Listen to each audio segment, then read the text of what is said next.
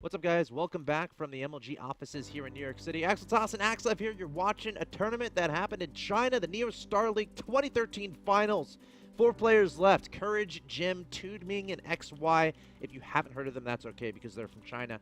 The more well-known players here are going to be Jim, XY, and Courage, I would say. More so Jim and XY, and probably Jim is regarded as probably the most famous, maybe even the best player in China. But this tournament is kind of going to find out who is the best player in China, honestly. And Jim looked super good against Courage in game number 1. I'm not talking salad good, I'm talking super good. Super good. Yeah. Like one of those like quinoa salads. Not I don't like know what that is. All right, What never did you mind say? then. Well, Okay. let's just get into the game. Do something more important. Talk about healthy foods. Let's talk about StarCraft 2. Courage versus Jim. Of course, this is going to be Jim is up 1. Look at this. I'm working this thing 1-0 over here. And that's a nice Jim looked like state to be. he looked like a ninja in that first game. Yes. Like Jim is a guy. It's a good role model to have, I think. If you're a Protoss player and you're looking for builds, if you're looking for a way of playing, if you're dying a lot in the early game, if you're dying a lot in the mid game, maybe watch some Jim, because Jim he plays pretty safe from what I've seen. Very safe. Very safe, very conservative, and he just gets things done. You know, and he does a nice range of builds. He does, like a lot of people, he does a lot of 2-base pressure builds. Right. He does a lot of aggression builds, and that's because one of his strongest fortes is his unit control. And that's one of the best ways to play it. Actually, it's kind of one of those things where like it's a momentum effect. If you have good unit control, you do a lot of like 2-base pressure builds, and you get better and better unit control, and it just keeps going and going, and it gets pretty insane. But he also does like last game he was doing a 3-base play, right? So he's got he's very versatile in his play, and he doesn't do anything too crazy. He's not predictable either, I don't think. Exactly. I mean, the only predictable thing about him is that he doesn't really do. Yeah, he's good, and he doesn't do anything like insanely unpredictable, right? Right. Like everything he does is based off of solid fundamentals and mechanics, one of the best ways to play the game. And here we go. By the way, we're seeing again the 14 gas, 14 pull opening by Courage. This is what he did last game. But this game, what he's doing is, I think if he doesn't see a probe coming, he's gonna mine gas to 100.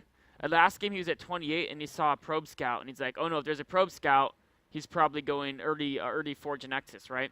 But if he doesn't see that, he says maybe he's gateway expanding. And now we'll see what his plan was last game against the gateway expand. It's obviously going to involve very fast speed lanes. And this is a build a couple Korean players used to use a lot, and apparently it's still used on or it's still used in Korea, but it's also used in the Chinese server. And it can be very dangerous. If the Protoss doesn't scout this, and you do something where like start to Zelp, then it cancels to get the Nexus, and they don't have any units, and speed lanes come in, they can be really annoying. Do you think Jim is possibly doing this on purpose because he did scout in game 1? He's actually keeping units on gas.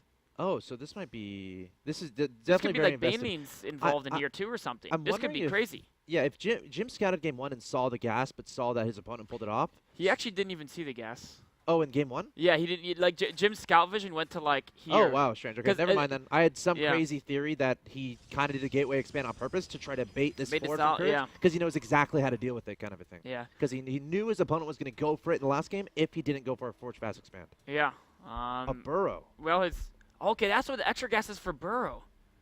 Oh, you know what he's gonna do? Because often you can very reliably cancel a Nexus with this build, but typically you need to do more damage than that. Because if you look at the workers, right, he's down by 5 workers. He has no second hatchery built, so he needs to do a lot of damage.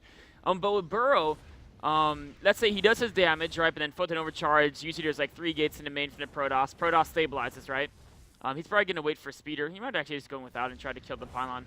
But then if he burrows a Zergling to like block him from building stuff, that could be so annoying. Yeah, you force the cancel on the Nexus, and then you burrow the Zergling where the Nexus is placed, forcing detection out of your opponent. He's first probably going to go right past the Nexus into the main. He might kill this pylon first, then go to the main. This Nexus is almost like an easy kill. Looks like he wants to guarantee the Nexus kill first, going straight for that. Yep. Mothership Core is going to try to be annoying. How does Jim need to react right now? Oh, look at that Zergling micro. What does Jim need to do? So this is basically dead in Jim. Oh, Jim is actually trying to wall in the front. I think this is a very bold move. If it works, he's good. If it doesn't work, he's in big trouble, though. He's pretty confident. I mean, yeah. Normally Protoss give up the natural and go 3 gates into main. That's a lot of lings. That's a lot of lings. Yeah. And Courage coming forward, trying to get a lot of probe kills. Sentries might deploy force fields very soon. There's the Photon Overcharge. 1 force field going down, but the ling's doing so much damage. Okay, he's using a second force field. Jim could rock into the main right now. He's not going, in fact, and he's going to go for probes instead. Is he going to be... Now he's going to the main. Is he fine? All the lings are gone. Yeah. Wow, I am so impressed by Jim. That probe pull and he had another sentry here come out. Jeez. Wow. See, why can't I do that in my games? I've never seen a Protoss hold this easily at the natural. Wow. I'd be dead right now. That was... Jim is pretty good. Okay, so can you explain basically what went so well for Jim and what went so wrong for Courage? What are the different decisions that could have been made where Courage could have benefited a little bit more than he did? Well, you know, one of the things that went well for Jim is the position he had with the probes around the sentries. And it was all about that engagement, right? He didn't even lose a single sentry there because the probes did such a good job. And yes, he lost 14 probes. But that's okay because if you look at things, he's only down by 2, and his opponent just now has their expansion up. So it's not like Jim's actually way ahead. But I think he's a little ahead. He has all this production up, still good probe count.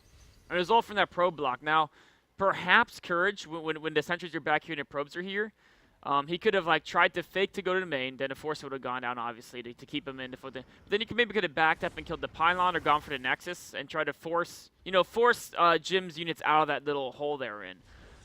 But instead he was like, oh, I can kill a bunch of probes. And I mean, honestly, that might have been 100% the right decision. He did get 14 probe kills, so bear that in mind. True. I mean, that's a lot of probe kills. So it's not like, I mean, things went very well for Jim, but there still was some damage done there. I mean, the Zerg's up by a couple workers, but the tech structure, right? I mean, it's weird to say that you're ahead because you have warp gates, but he has 3 warp gates done, a 4th on the way. And normally to deal with that type of attack, Zerg wants to have like 3 hatcheries or like a lair on the way or something, right? That's kind of cool, utilizing that burrow. You know what he could have also? He could have just, there was no way to get detection. He could have burrowed once Photon Overcharge came down, but yeah. I don't know. It's hard to tell because the Protoss is going to continually get more and more units, right? So there is kind of a timing. Hard to tell. But anyways, Courage is actually, looks like he's going to tech off 2 bases. He's getting some roaches. And he's doing it because he knows that Jim has a lot of production set up. So there's definitely going to be some gateway pressure. Maybe it's a committed gateway pressure. Maybe it's just light gateway pressure. There could be some tech behind it. Like in this case, Jim's actually taking Stargate. But either way, given how the opening went and how late his natural was, he doesn't think he can defend a 3rd base. So he's going to stay on 2 bases, taking up to lair and getting some roaches.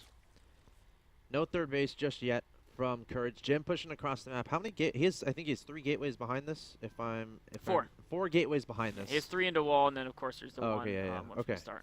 So this might do a bit of damage. Ooh, he gets knocked some fancy. sentries. Uh-oh. Now Jim saw the Zergian burrow, but he doesn't know there's roaches. Here they come. 1 sentry goes on instantly. Ambush. A second one doesn't Recall. quite. Yeah. Immediately. It's burrowed roaches. If you don't have detection, you just have like sentries. Yep. I mean, this whole army is based off of force fields, and if every time you trap in force fields they burrow, it kind of takes the whole power of your army out. So we see this immediate forge being built. I wouldn't be surprised to see a Robo being built soon after this. There he goes, Robo. But the forge, you want to get a cannon up here as soon as possible, just in case there's some mass roach counterattack with burrow. And a cannon can give you that extra detection and damage output. Notice how he's keeping his army in front of the wall, not behind it. He wants to try to, if he's behind a wall, roaches can just kill his gateways, burrow and unburrow to avoid damage output. Whereas if he's in front, he can try to use some force fields and force him to use the burrow and hide out a little further back. All right, here come the roaches. Oh no, he's going to try to keep him a little further back, but loses a sentry, backs away now.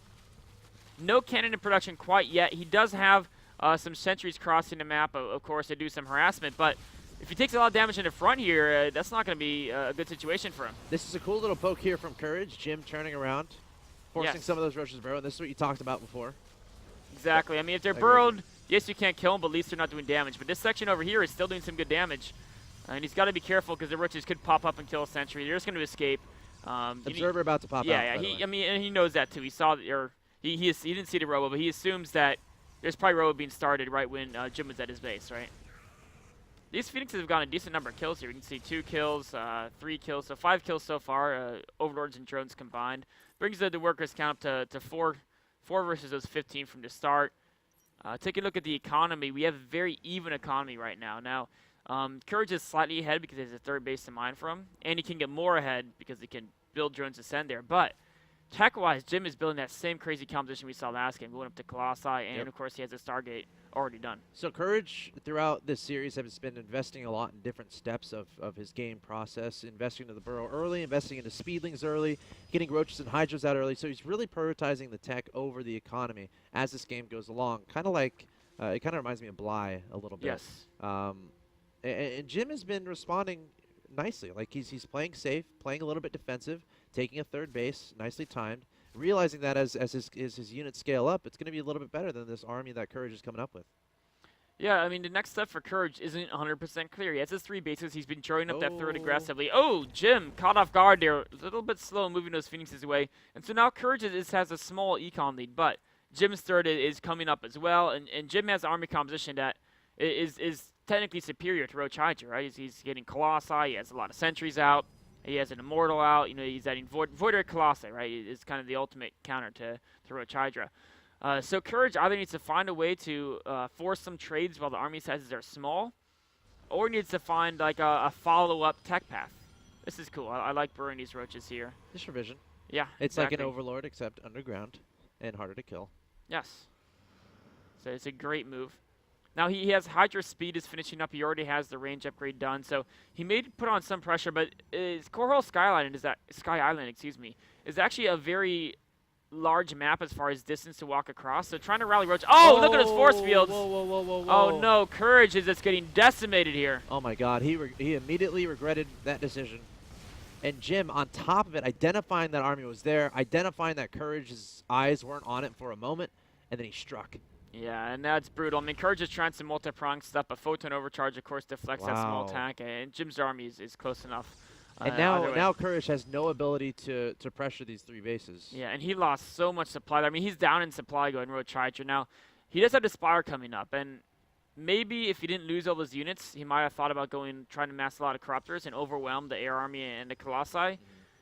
But at this point, I don't know. He might end up just going for Mutas, saying, I can't beat his army. I'm too far behind this game to beat his army. I have to go for a base race type strategy. But as I said, he's making more and more roaches, and so maybe he will end up going Corruptors, which maybe can work, but he's going to need to get a lot of Corruptors to take on that Air Army. Oh, he doesn't want to engage this. He's running away as fast as he can. Run. And Jim is going to try to chase him, looking for those force fields. Overseer taken out. And those roaches and hydras want nothing to do with that army. So the question will be answered. The Spire's done. What is he going to make out of it? Okay, it is going to be Corruptors. Now, 8 Corruptors. There is how many? We've got 2 Colossi right now and 3 Void Rays. So I think he might want a little more than 8 Corruptors. He's getting 9. Okay, he's getting some more. The another question is, even if he kills all the Air and Colossi, he's still got, you know, Stalkers, Zealots, and Sentries to deal with, and his Roach Hydra force is not that big. It's not. Oh, he's got to keep. He cannot engage until the Corruptors come out. And now Jim can just zone things out because he has force fields, so he can go wherever he wants. He has the Mothership Recall available. Jim's a little bit afraid to come to a spot where he can be attacked by multiple directions. He's going to circle around and attack from a different direction where he knows that Zerg can only come in from one direction if he attacks from this angle. Courage has got to get back. Okay, look out for the Time Warp from the Mothership Core. That's going to be instrumental here. And Courage is kind of backing up, trying to send more reinforcements forward. Corruptor's about to pop out as well. So Colossi getting a little bit stuck trying to get down that ledge. Yes. But here we go. Jim is just going to turn around and engage. Time Warp is still slowing those roaches and hydras, looking for those force fields onto the units. The Corruptor's trying to engage, but look at the power out of those Void Rays, taking down those Corruptors in a matter of seconds. And Jim is just destroying this Zerg army that Courage sent at him.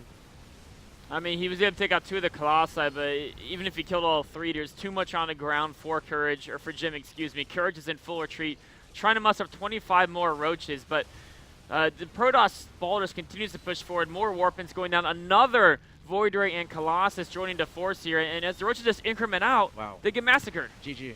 There it is.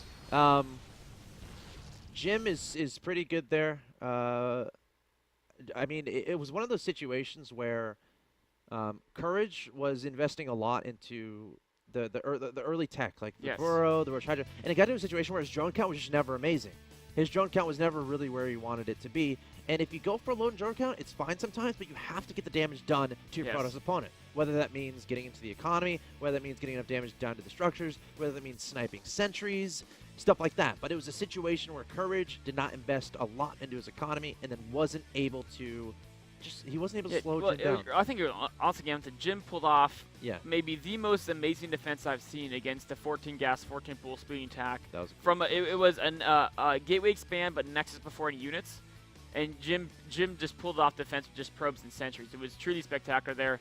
I remember there was that game between Life and Parting, and it was in WCS Korea Season 2, where Parting pulled off like the sickest defense in his base. Now that was against an earlier pool. Right. But still, like, to pull out the defense in your main is still tough. He pulled out the defense that is natural, where he had, you know, he had to make sure he couldn't get into his main because he had no photon overcharge left after using his natural. He had to, you know, there's not as many buildings, there's not as much SimCity. It's much more difficult to defend further away from your main, but he made it happen. It was such a technical defense. If he makes one mistake, he's dead. That's a build from Zerg that is very abusive, and if you're not on top of your micro, it's not going to be a fun game for you. But Jim able to handle it. He takes the 2-0, which means Jim is going to the finals of this tournament. Again, first place gets 10,000 RMB. Next up, we're going to have our second semifinal. It's going to be Tude Ming versus XY. Courage is going to be dropping down to the third place match, which we'll show a little bit later. Guys, stay tuned. You're watching the Neo Star League 2013 finals. We'll be back after a quick break.